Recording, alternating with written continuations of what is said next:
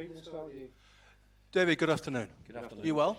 Yes, thank you. A point against a team in Premier League and Champions League contention. How satisfied have you got to be with that? Really satisfied.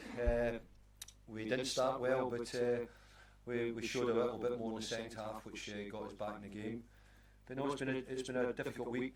Team at the top of the Premier League, team who's second in the league, and I think we've given them both decent games. What have you learnt about your players in those two games? Well, probably I'm beginning to understand them a lot more. I think they've got great resilience, the players here. You know, they stick at it. They're very committed. You know, we were all disappointed and angry with each other at half time because we started slowly, sluggishly, and made mistakes which we didn't think we would do. So we sort of tried to sort that out. Tactically, we just made a slight change in how we were going to try and press Arsenal, because we'd found it a struggle in the first half to get the ball off them at times. But we got a bit better in the second half, and great credit, we were able to get a point out of it. 35 points, job nearly done? Nearly done. I'm saying here, obviously mathematically we're not safe yet, but I'm hoping to take a visit to the stadium this week, which would indicate that I think that we're pretty close. So I want us to keep getting ready now for Premier League football, and I know I've got a bit to do, and I hope I'm not speaking too soon. Are you old school and want to get to 40 points? Oh, I want to get to about 60 or 70 points if I could, to be honest, but at the moment, I think when I came in a few months ago, I think if you'd given me 40 points, I'd have taken you out for a drink. Shane? David, Mikel's come in and said he's watched it 15 times and it's not a penalty. What did you make of it? Well, I've watched it 0 times, and I couldn't tell you if it was a penalty or not, because I've not seen it back yet.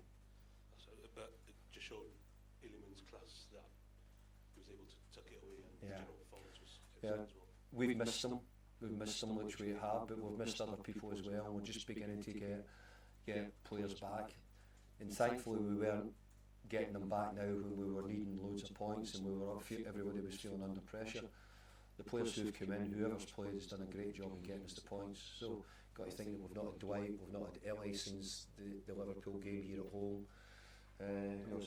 Dominic and Ambrosia as well. So they're just beginning to come back into the scene, which helps us a lot. It gave me a chance today to change it, to try and have a look at Tim as well after the game in midweek, and we had an injury to Miko, so Pat will get a chance to play as well. So we were always thinking about making a couple of changes, but some of them were a bit enforced anyway. I was about to ask about the changes, David. Was that also to do with the amount of work they had to do against Liverpool at Anfield the other night? If you look at it, probably off the ball over 2 games, we've had to be. We're not going to have all the possession, that's for sure, and we're probably having to work really hard off it. I thought Duke's done an amazing job in the work he done, especially at the start of the second half, him and Beto, and they needed to, because we hadn't done it particularly well in the first half. But I thought the second half we got about them much better and gave ourselves a chance. And Carlos Alcaraz comes out to the side today. I just wonder what he has to do to earn the new contract in your eyes. We'll see. We'll talk about contracts at another day, not today, but we just thought we had an opportunity to try and change things about, and we thought the best people for the job up at the top end was Dukes and Beto, and I thought Dukes proved that was the right choice.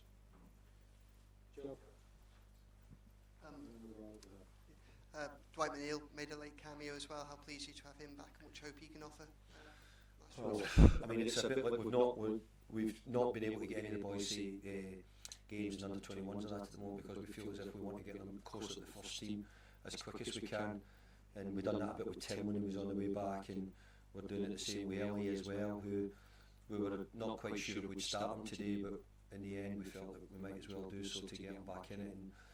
But he pulled up, Pato having near enough his first games, pulled up with cramp in the second half as well. So all those boys are just on their way back, and Ellie's a bit the same, and who was the other one you asked me about, sorry? Did you ask me about that? Sorry? McNeil that I asked about. It was McNeil that I asked about, sorry. No, that was the only other one. Sorry, can't you? Sorry. Sorry, That was the only one, sorry, I thought that was the one, yeah. final one. Hi, David. Yeah. You talked about a tough week playing the teams first and second in the league. Your next 3 games are against the team third, fourth, and fifth. Yeah. You've done quite well against the top 6 so far this season. How much confidence can you take from this last week going into those tough games?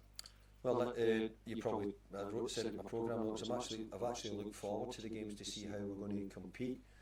I didn't really like the first half, a lot of the stuff we've done, but I thought generally the 2 games we've tried to show we're Brazilians, we could stick at it. We've made chances in both games, which before I came in here was probably one of the big things we said, how are you going to score any goals or how are you going to create any chances. Even today when we didn't play particularly well in the first half, I thought we made 1 or 2 opportunities. So yeah, I'm looking forward to playing the games because I think that I'm happy to find out about all the players and see what they can do. Thanks. Thanks very much. Thank you.